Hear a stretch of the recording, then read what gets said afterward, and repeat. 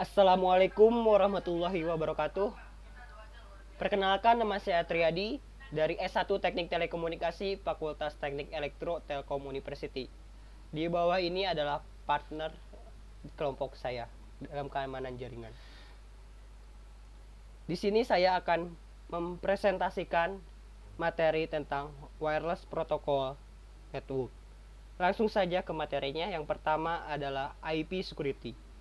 Pengertian IP security, sebuah protokol yang digunakan untuk mengamankan transmisi datagram dalam sebuah internet network berbasis TCP/IP. Protokol IP security yang pertama autentikasi header, yang kedua encapsulation security payload, yang ketiga internet network key exchange. Algoritma IP security. Yang pertama adalah HMAC, Hash Message Authentication Code. Yang kedua adalah RFC, Real Fence Cipher. Layer IP Security. IP Security bekerja pada layer transport dan layer application. Cara kerja IP Security. Di sini kita lihat ada user A mengirim dengan menggunakan gateway 1 dan diterima pada gateway 2 dan akan diterima pada si user B. Dalam proses pengiriman dari user A ke user B, ada pun tahapan dari si encrypted tunnel. Yang pertama, new IP header. Pada new IP header ini, IP pertama dari sebuah pengirim yang akan dialgoritmakan melalui protokol authentication header atau encapsulation security payload. Selanjutnya akan di original IP header dan masuk ke TCP. Nantinya akan kembali lagi ke data yang sesuai dikirim oleh user si A dan akan diterima pada si user si B. Mode-mode IP security. Yang pertama ada transport mode. Diimplementasikan dalam sistem-sistem remote dan sistem tersebut harus mendukung fungsional IP security. Yang kedua, tunnel mode.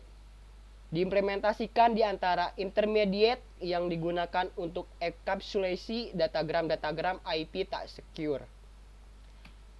Selanjutnya ada layanan IP security. Yang pertama, data confidentiality. Pengiriman data dapat mengenkripsi pada paket data sebelum dilakukan transmit data. Yang kedua, data integrity. Penerimaan dapat mengotentikasi paket yang dikirim oleh pengirim untuk meyakinkan bahwa data tidak dibajak selama transmisi. Yang ketiga, data origin authentication. Penerima dapat mengotentikasi asal dari paket IP security yang dikirimkan. Yang keempat, anti-replay. Penerima dapat mendeteksi dan menolak paket yang telah dibajak. Selanjutnya ada komunikasi IP security. Jaringan komunikasi dijamin oleh IP security melalui metode autentikasi digital signature atas informasi yang dikirim secara paket per paket. Selanjutnya, kelebihan IP security. Yang pertama, IP security dapat melindungi protokol apapun yang berjalan di atas IP dan pada medium apapun yang dapat digunakan IP. IP security menyediakan keamanan secara transparan sehingga dapat di sisi aplikasi user tidak perlu menyadari keberadaannya. IP security dirancang untuk memenuhi standar baru IP4 dan IP6 tanpa melupakan IP4 yang sekarang digunakan. Keempat, perancangan IP security tidak mengharuskan pengguna algoritma enkripsi atau hash tertentu. Ada kelebihan dan juga ada kelemahan. Pada kelemahan IP security, yang pertama, IP security terlalu kompleks. Penyediaan beberapa fitur tambahan dengan menambahkan kompleksitas yang tidak perlu. Yang kedua, beberapa dokumentasinya masih mengandung beberapa kesalahan dan ambigu. Yang ketiga, beberapa algoritma default yang digunakan dalam IP security telah dapat dipecahkan atau dianggap tidak aman. Selanjutnya ada yang kedua, Secure Socket Layer atau disingkat SSL. merupakan protokol keamanan yang digunakan pada hampir semua transaksi aman pada internet. SSL mengubah suatu protokol transport seperti TCP. Protokol SSL ada yang pertama record layer, yang kedua chain cipher spec protokol, yang ketiga alert protokol, yang keempat handshake protokol. Selanjutnya layer SSL. Pada layer ini menggunakan layer transport. Jenis SSL yang pertama domain validation, yang kedua business atau organization validation, yang ketiga extended validation. Cara kerja SSL, bahwa di sini ada web server dan juga laptop sebagai user, saling berkomunikasi. Dari web server akan mengirimkan ke browser dengan melihat suatu sertifikat SSL, dan web server menggunakan public key-nya sendiri. Dari browser menggunakan key simetris dan mengecek apakah sertifikat SSL itu sama atau tidak. Browser ini akan mengakses kepada URL https securesite.com. Selanjutnya, dari web server menggunakan public key-nya web server itu sendiri dan menggunakan key simetris untuk mengakses website yang telah di browser pada URL tersebut. Ternyata dari browser dan web server memiliki key simetris yang sama. Maka dari itu dapat saling komunikasi antara web server dan browser. Selanjutnya ada layanan SSL. 1. Meningkatkan kepercayaan pengunjung website untuk melakukan transaksi atau bisnis. Kedua, mengamankan transaksi yang ada di website dengan enkripsi termasuk data kartu kredit, password. Yang ketiga, meningkatkan penjualan atau conversion rate di website sebagai hasil dari kepercayaan konsumen meningkat. Algoritma SSL. Algoritma yang digunakan pada SSL menggunakan stream cipher rabbit. Selanjutnya komunikasi SSL. Pada komunikasi SSL ini menggunakan komputer klien dan server dengan aman, maka dibutuhkan 4 protokol SSL. Selanjutnya kelebihan SSL. Menjaga informasi sensitif selama dalam proses pengiriman data melalui internet dengan cara dienkripsi, sehingga hanya penerima pesan yang dapat memahami dari hasil enkripsi tersebut. Kekurangan SSL. Tidak dapat melindungi dari yang pertama denial of service, yang kedua buffer overflow, yang ketiga man in the middle attack, yang keempat cross cryptic attack. Yang ketiga dari wireless protocol network, yang selanjutnya transport layer security, disingkat TLS, merupakan protokol untuk pengamanan komunikasi antar aplikasi lewat internet. Protokol TLS ada 2, yaitu TLS record protocol dan TLS handshake protocol. Layer TLS sesuai dengan kepanjangan bekerja pada layer transport. Algoritma TLS menggunakan RSA, DSA, AIS, dan DIS. Cara kerja. Di sini kita melihat plain text sebagai pesan awal yang nantinya akan dikompres dengan data payload HDR SGN yang masuk kepada HTTP. Lalu MAC berfungsi sebagai data paket yang lebih, dan selanjutnya akan masuk ke encoder. Pada encoder, data tersebut akan dibaca lagi dan diterjemahkan lagi, lalu masuk ke encryption. Dari encryption akan di ciphertext kembali yang nantinya akan dikirim kepada web server maupun klien yang lainnya. Layanan TLS dirancang agar layanan TCP aman dan handal untuk digunakan oleh pengguna. Tujuan utama dari TLS yaitu cryptography security, interoperability, extensibility, dan relatif efisien. Komunikasi TLS. Protokol ini dirilis dengan tujuan untuk membuat standar komunikasi privat. Protokol ini mengizinkan aplikasi pada klien atau server untuk saling berkomunikasi pada sebuah jalur yang didesain agar tidak bisa diketahui oleh orang lain. Kelebihan TLS. Kelebihan TLS kurang lebih sama dengan kelebihan pada SSL, yaitu menjaga informasi sensitif dalam proses pengiriman data melalui internet dengan cara dienkripsi. Kekurangan TLS juga sama dengan SSL. Denial of service, buffer overflow, man-in-the-middle attack, dan cross-script attack.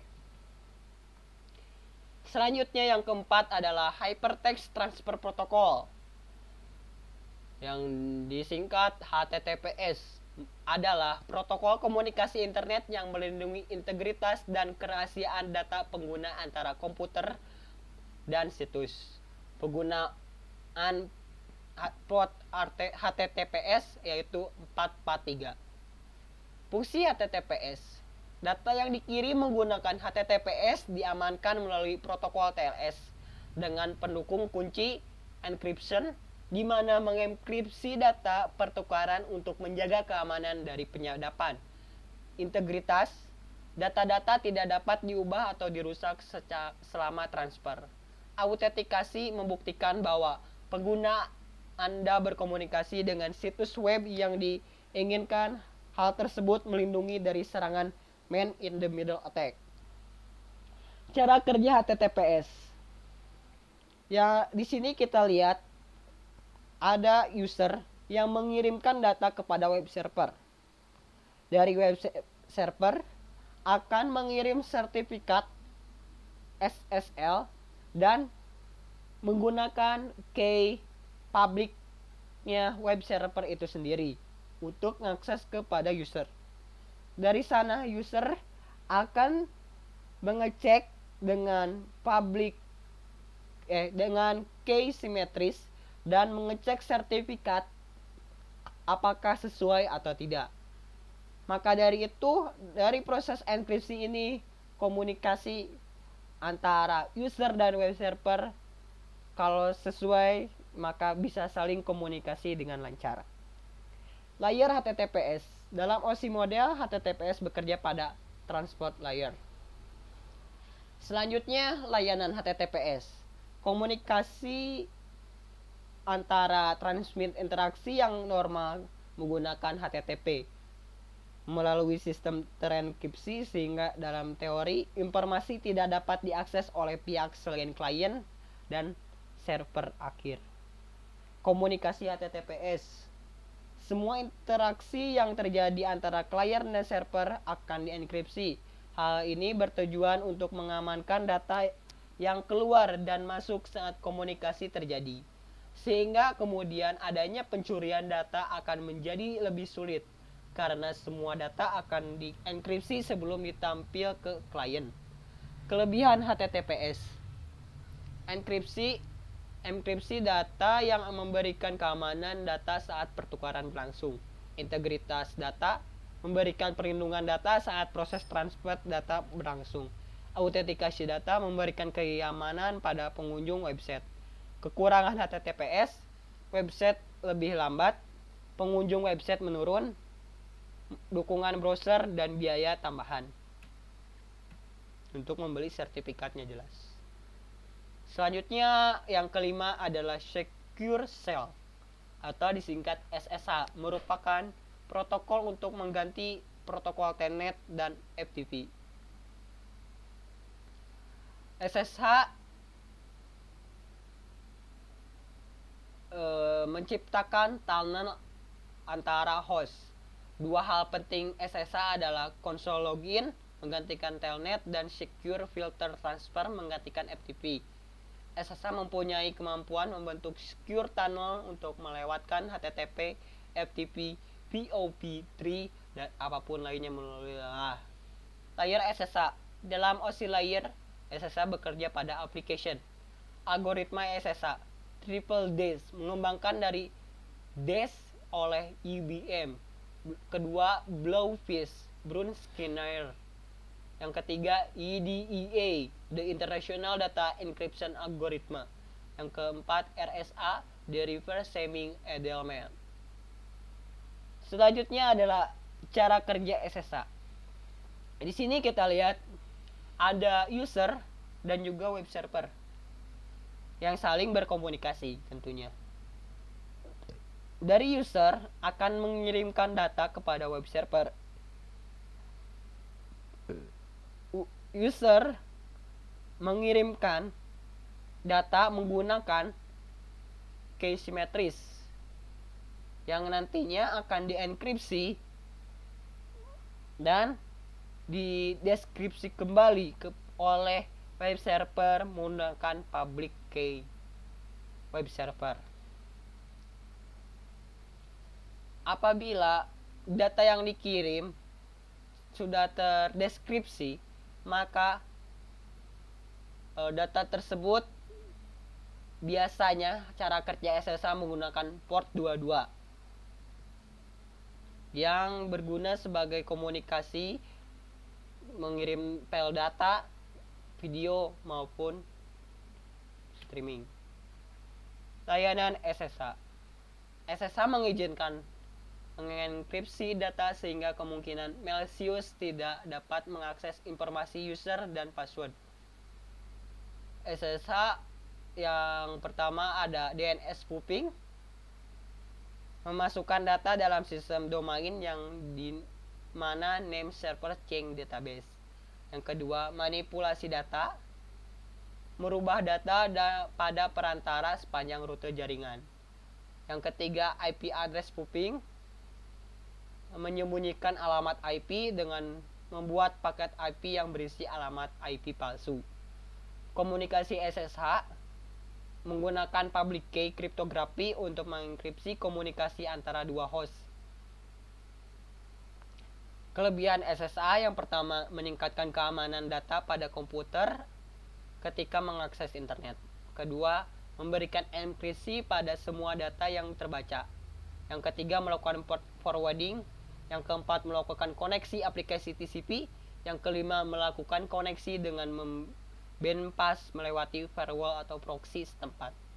Kekurangan SSH, tidak mendukung UDP, tidak user friendly, konfigurasi lumayan rumit. Selanjutnya yang keenam adalah Pretty Good Privacy atau disingkat PGP.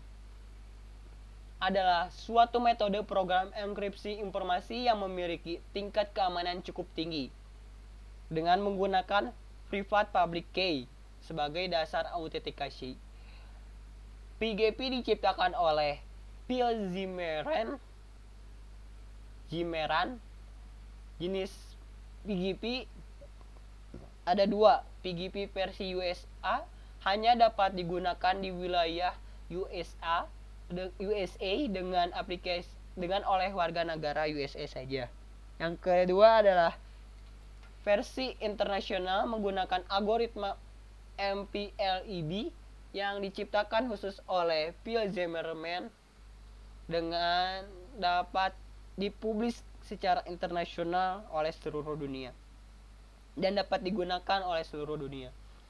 Algoritma PGP menggunakan RSA, algoritma MPLEB, EDEA, The International Data Encryption Algorithm, HASH.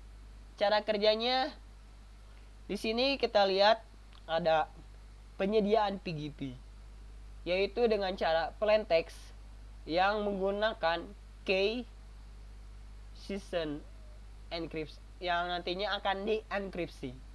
Dari sistem enkripsi itu akan dikirim melalui paket dengan key penerima pada enkripsi tersebut. Setelah itu akan membuka sandi PGP.